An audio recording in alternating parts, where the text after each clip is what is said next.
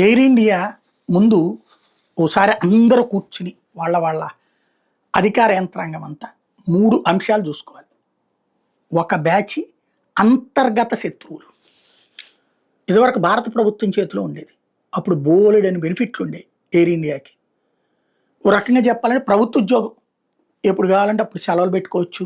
దానికి ఏదో ఒకటి సీఎల్లా, బోయల్లా, హెల్త్ ఏదో గ్రౌండ్స్ అట్లాగే నడిచిపోతూ ఉండేది. ఎంత వయసు వచ్చినా అక్కడ ఎయిర్ హోస్టెస్లుగా చేయొచ్చు.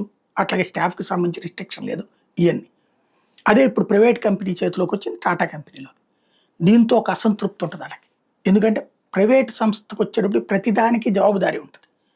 ఇదివరకు జవాబుదారీతనం 70% ఉంటే ఇప్పుడు 100% ఉంటుంది. అప్పుడు ఉంటుంది జవాబుదారీతనం. 70% ఉంటే ఇప్పుడు 100% ఉంటుంది.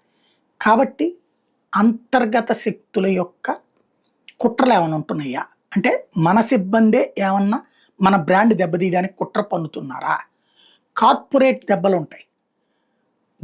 బోయింగ్ని దెబ్బతీయడానికి కుట్రలన్నా అవ్వచ్చు, లేదా ఎయిర్ ఇండియాని దెబ్బతీయడానికి ఇతర సంస్థల కుట్రలైనా ఉండొచ్చు.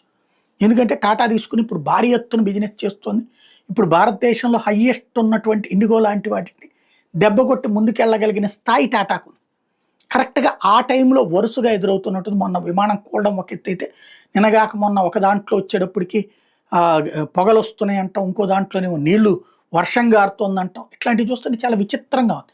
నిన్న తాజాగా ఇట్లాంటి సంఘటనలు చోటు చేసుకుంటున్నటువంటి పరిస్థితి. లేటెస్ట్గా జరిగినటువంటి పరిణామాలు కూడా ఆ రూట్లో నుంచినే ఉన్నాయి.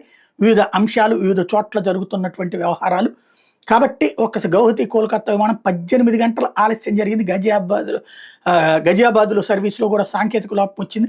రన్వే మీద గంటల కొద్ది నిరీక్షించాల్సినటువంటి పరిస్థితి వచ్చింది. లండన్ నుంచి చెన్నైకి బయలుదేరిన British Airways Boeing 787-8 dream liner విమానంలో కూడా సమస్య తలెత్తింది. ఇవన్నీ ఒకటి పబ్లిక్కి ఒక ప్యానిక్ అయిపోతున్నారు ఎయిర్ ఇండియా అంటే. ఆ పరిస్థితి వచ్చిందంటే దాని బ్రాండ్ డౌన్ అయిపోతుంది. అది పెద్ద ప్రమాదం. కాబట్టి ఇక్కడ నెంబర్ 1 అంతర్గత శత్రువులు చూడటం. నెంబర్ 2 వాళ్ళు మనకిచ్చిన విమానాలు క్వాలిటీని ఒకసారి క్రాస్ చెక్ చేసుకోవడం, లోపాలని సెటరైట్ చేసుకోవడం. మూడోది వచ్చేటప్పటికి ఇంకొకసారి పొరపాటు రాకుండా ఉండేటట్టుగా చెక్ చేసుకోవడం. ఈ మూడిటి మీద దృష్టి సారించకపోతే మార్కెట్ డౌన్ అయ్యాక ఎవ్వరూ ఏం చేయలేరు.